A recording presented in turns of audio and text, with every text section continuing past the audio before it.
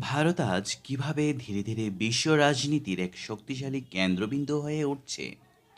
শুধু সেনাশক্তি নয়, এর পেছনে কাজ করছে তিনটি গোপন কিন্তু অত্যন্ত কার্যকর ভূরাজনৈতিক কৌশল। আজ জানি ভারতের ভূরাজনীতির তিনটি বিচক্ষণ চাল।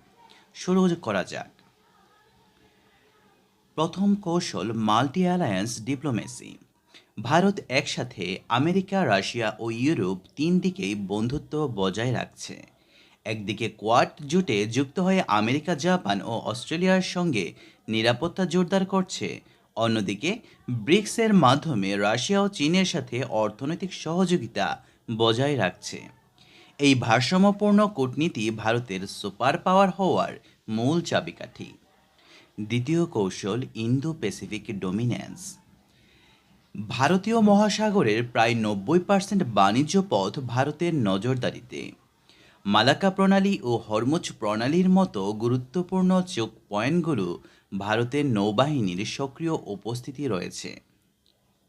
চীনের স্ট্রিং অফ পার্লস কৌশলকে প্রতিহত করতে এবং অঞ্চলে ভারসাম্য রক্ষা করতেই ভারত এই নৌশক্তি গড়ে তুলছে। তৃতীয় কৌশল ইকোনমিক কার্ড। ভারত এখন বিশ্বের পঞ্চম বৃহত্তম অর্থনীতি। মেক ইন ইন্ডিয়া উদ্যোগের মাধ্যমে দেশটি দ্রুত এক গ্লোবাল ম্যানুফ্যাকচারিং হাবে পরিণত হচ্ছে। রাশিয়া থেকে তেল, আমেরিকা থেকে প্রযুক্তি ও অস্ত্র, সবাই ভারতের বাজার চাই।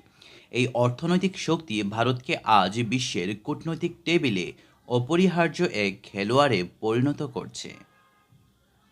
তাহলে দেখলেন, বন্ধুত্ব, নৌশক্তি ও অর্থনীতি, এই তিন হাতিয়ারেই ভারত আজ তার বিশ্ব অবস্থানকে